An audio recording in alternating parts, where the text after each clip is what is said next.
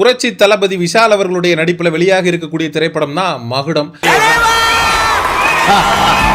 இந்த திரைப்படத்தை கமலா திரையரங்குக்கு போய் பார்க்கணும் அப்படின்னு சொல்லி தாவேகாவுடைய தற்குறி ஒருத்தன் திரையரங்குக்கு போயிருக்கான். இவனுக்கு வேலையே என்ன அப்படின்னா எல்லா திரைப்படத்துக்கும் போக வேண்டியது, மைக்குக்கு முன்னாடி வந்து நின்று இந்த திரைப்படம் குப்பை படம், காரி துப்புற மாதிரி இருக்கு, நான் வேணா காசு கொடுக்குறேன் உள்ள போய் பாருங்க, இந்த படம் நல்லாவே இல்லை அப்படின்னு. நீ ஒண்ணு பண்ணு, 40 பக்கம் ரூல் நோட் ஒண்ணு வாங்கி இதே மாதிரி உன்னை பத்தியும் குடும்பத்தை பத்தியும் கேவலமா 10 விஷயம் எழுதி நீங்களே கலாச்சி காரி துப்பிக்கிங்க. வருகிற எல்லா திரைப்படத்திற்கும் நெகட்டிவ் ரிவ்யூ பரப்பக்கூடிய ஒரு வேலையை இந்த வாய்ஸ் ஆஃப் லிங்கேஷ் என்கிற யூடியூப் சேனல் நடத்தக்கூடிய இந்த தடி தாண்டவராயன்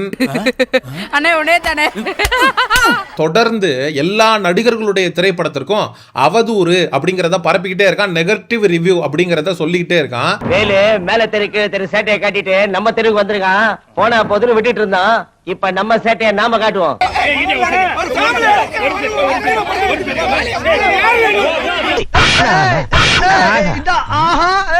என்னடா சவுண்ட குடுக்குற?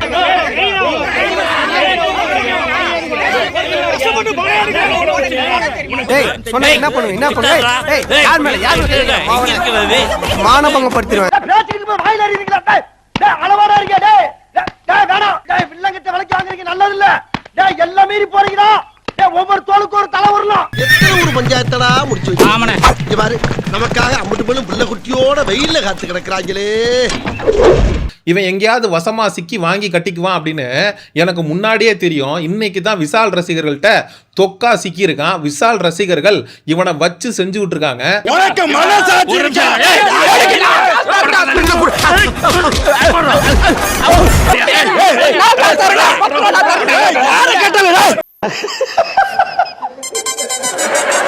காரி துப்பி இவனை கெட்ட வார்த்தையில பேசி அங்க இருந்த இந்த வாய்ஸ் ஆஃப் லிங்கேஷ்ன்றவன் வாடா வாடா ஏரியாக்கு வாடா அப்படின்னு பின்னங்கால் பிடனில பட விஷால் ரசிகர்கள்ட்ட வாங்கி கட்டிக்கிட்டு கமலா திரையரங்க விட்டு ஓடுன காட்சிகள் இப்படி அடிக்கிறாங்க சமூக ஊடகங்கள்ல காட்டுத்தீயா பரவுது. அதுக்குள்ள இந்த நியூஸ் எப்படி வெளியே போச்சு? உண்டா இல்லையான்னு சொல்லி எனக்கு 1000 வேலை இருக்கலாம். வேலை விட்டுட்டு வந்து விசாரிக்கிற விஷயம் அது. ரோஸ்ட் பிரதர்ஸ் திமுகவிற்கு ஆதரவாக பேசக்கூடிய 2 நபர்களை வானவில் பிரதர்ஸ் அப்படின்னு அவனோட யூடியூப் சேனல்ல தொடர்ந்து பேசிக்கிட்டே இருந்தான்.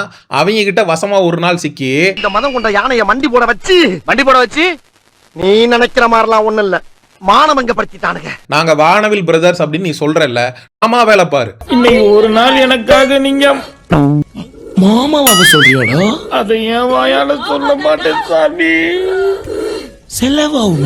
நாங்க வந்து வானவில்லா இல்லையான்னு தெரியும் அப்படின்னு ரோஸ்ட் பிரதர்ஸால பொளக்கப்பட்ட நபர் தான் இந்த வாய்ஸ் ஆஃப் லிங்கேஷ் அப்படிங்கிறவன். போங்க தம்பி, ஊருக்குள்ள போய் காட்டு பாருங்க.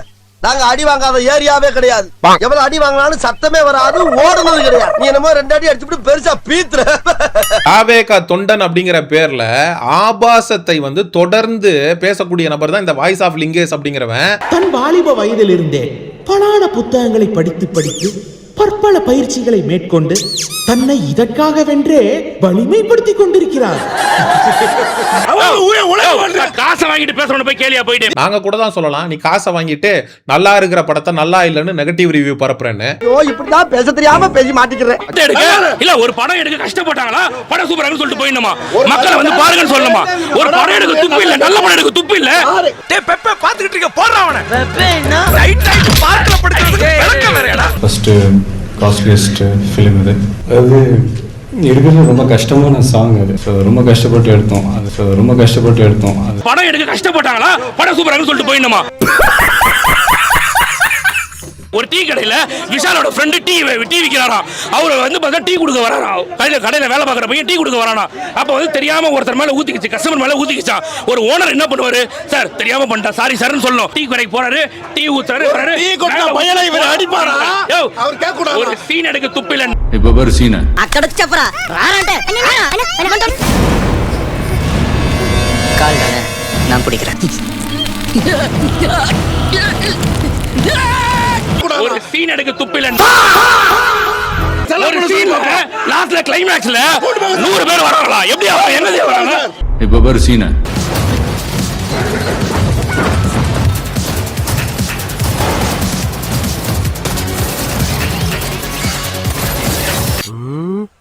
நீ எல்லாம் என்ன கேள்வி கேட்கலாமா? கத்துக்கிட்டு இருக்காங்க, கூச்சல் போட்டுக்கிட்டு இருக்காங்க, அந்த அளவுக்கு ஒரு வைப் பண்ணிட்டு இருக்காங்கன்னும் போது எப்படி நமக்கு நெகட்டிவ் வரும் சொல்லுங்க, யோசிச்சு பாருங்க. உண்மையிலேயே அதாவது நீ கூட நீ தளபதி படம்ன்றதால நீ இப்படி சொல்ற, சத்தியமா சொல்றேன், ஒரு சீனையும் ரசிச்சு பார்த்துட்டு இருக்கும்போது எனக்கு ஒரு நெகட்டிவ் தெரியல. எனக்கு விஜய் சார் மமிதா பேஜ் இவங்க 2 பேருக்கான பாண்டிங் சுத்தமா ஒட்டவே இல்ல. ஏதோ சக்கரை பொங்கலுக்கு வடகரி பார்த்த மாதிரி தான் இருந்துச்சு. ஒரு நெகட்டிவ் தெரியல. எனக்கு பூஜாக்டே ஒரு பாட்டுக்காக வந்து கொண்டு வந்திருக்காங்க. அதை தாண்டி பெருசா அவங்களோட ரோல் எதுவுமே இல்ல.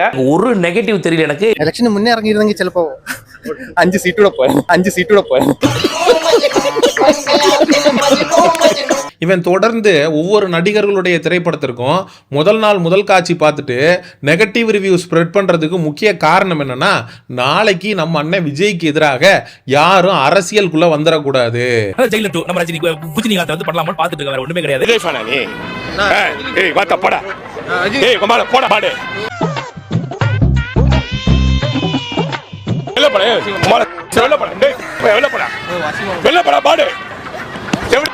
என்னென்ன முன்னெல்லாம் மரியாதை இல்லாம திட்டுவீங்க, இப்ப மரியாதையா திட்டுறீங்க.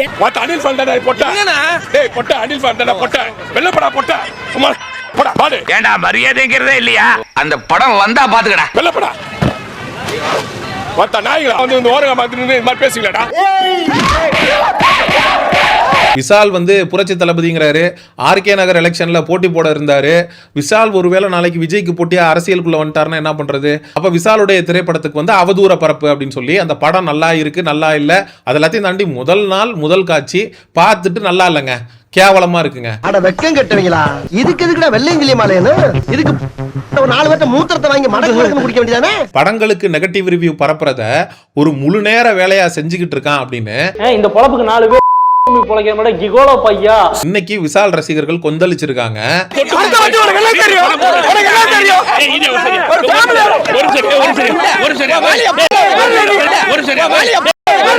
என்ன பேச்சு பேசிட்டான் தெரியுமா? ஆவுன்னா பொம்பள மாதிரி அணுகுறான்.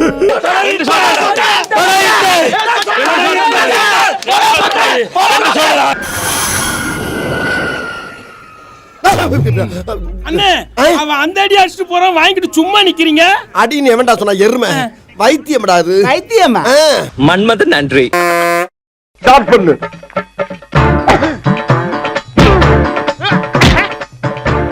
இங்கிட்டு வா. அப்படியா?